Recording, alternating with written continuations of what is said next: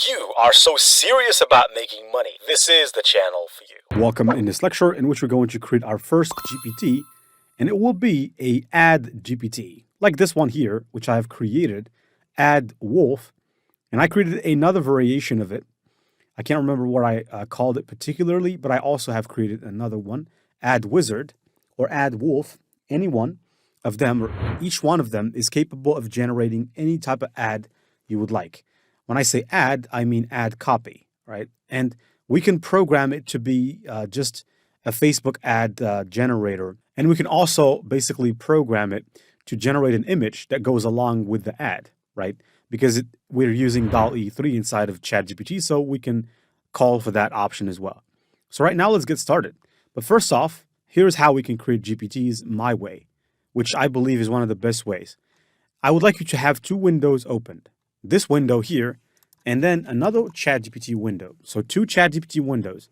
One window when you're using GPT-4, and the other window where you go and access Explore feature of the GPTs so that you can access the GPT store. So once you have accessed the GPT store, click on the green button and let's get started. This is the fastest way ever to create a GPT that does the job and is perfectly programmed.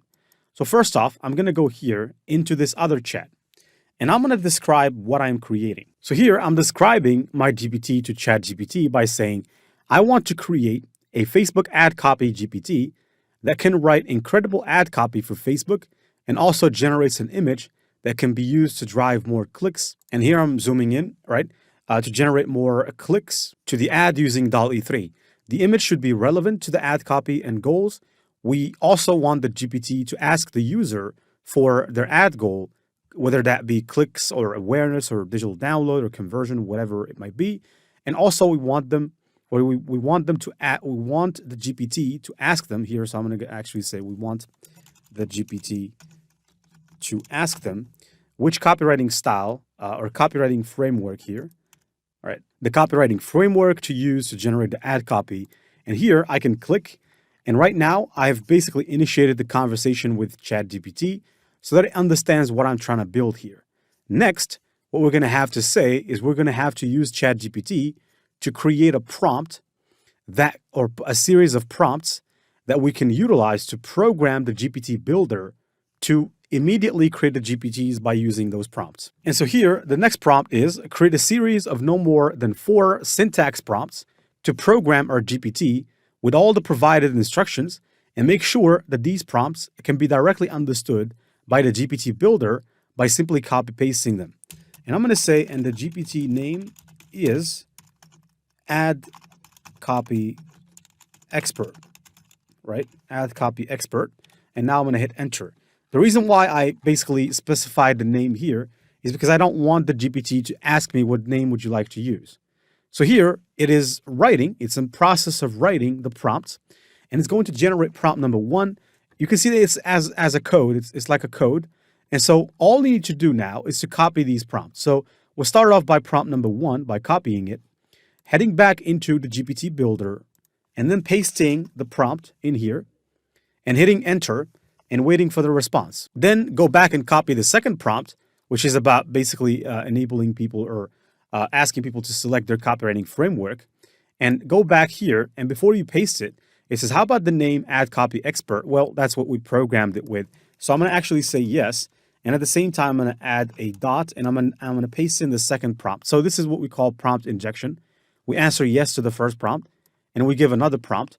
And so I'm going to hit enter here so that we basically got 2 requests at one time. So that's really useful.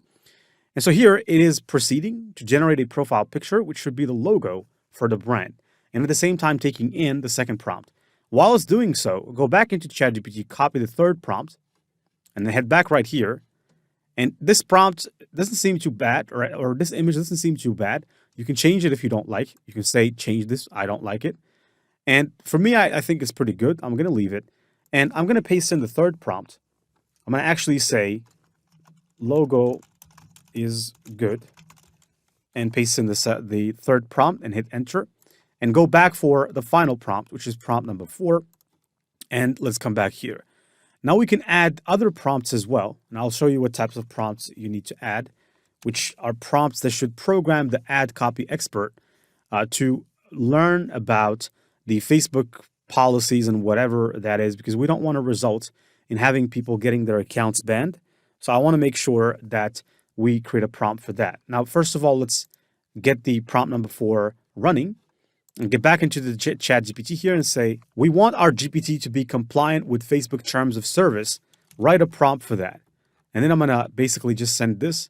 And it's going right now, it's going to go ahead and proceed to write that prompt. There it is. So I'm going to copy this prompt, head back into ChatGPT and paste it in. After pasting this in, that's it. So this is the only thing we need to do. Now here there are some conversation starters. You can change those. Remember that you can always change those. I have Grammarly activated, so it's kind of basically getting in the way of this. I have no way of basically changing it from place to place. But I can deactivate it even though I don't like that because I use it. It's very useful for me. It corrects my text. But now it is pretty good. You can click on configure here to see what kind of instructions are here. You can see the description. You can change all of these things if you'd like. Just don't use the name Facebook because you don't want to get into trouble with Facebook. And of course, by the way, even if you use the name Facebook and try to publish the GPT, you will not be allowed because it's a copyright infringing name. And it's going to tell you that you have to change your name before you can proceed. So here, I'm going to go ahead and see these conversation starters, create ad copy for new coffee blend, design a creative for a fashion brand summer collection, generate an ad copy for an ebook download campaign, create a creative for a lead generation ad webinar. Now, these are just some conversation starters. Remember that you can always add an action here if you go to connect to a specific API. You could also upload stuff. So you could upload documents by going to create here and uploading a document that would potentially help this GPT become great. But to be honest, you don't really need to do much. So now, first thing is first click on save after you do this.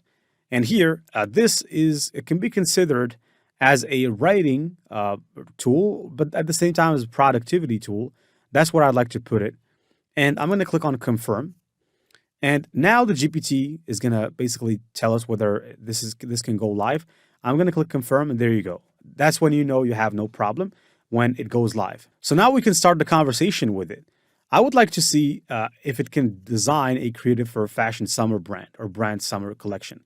So I'm going to click on this prompt here, and I'm going to hit enter, and it's going to proceed and generate that for me. Remember that you can always click here, copy the link to your GPT if you'd like to share it on social media. You can also always edit your GPT by clicking on Edit GPT, and you can see what the GPT looks like in the About section. But without further ado, right now it's generating the image for us. So let's just wait a second until we see this image. So 1, 2, 3, all right, for the brand fashion collection. And you can see that it has generated quite a decent image. I think that this one would really look pretty good. And also it has written some copy for us, headline, subheadline. And also this is the description. Now you need to make sure you eliminate certain elements such as the attention, interest, desire, elements there. So remove those because those are not part of the copy. And if we go back to the GPT by just refreshing this page, you can always click on the GPT to start a new conversation here. And then it will start a new conversation and you can go ahead and have it do something else. So generate ad copy for an ebook download campaign. Now I'll go for the first one, create ad copy for a new coffee blend. You can give it more information. So if your coffee brand is maybe coffees or something like that, you can mention the name so that it takes into consideration. But here we're just testing this GPT and it is working. So anyone that would want to generate ad copy, they can use this. Of course, it is now writing it. So as you can see, it's pretty good. Wake up to a world of flavor, sourced from the first beans. So, and here again, it has used the AIDA copywriting framework, which is one of the most powerful copywriting frameworks out there. It certainly is writing a quite large Facebook ad copy, but it is doing its job. So now that we have done this, I'll see you in the next lecture in which we're going to create another GPT. Stay tuned for it, and I'll see you then.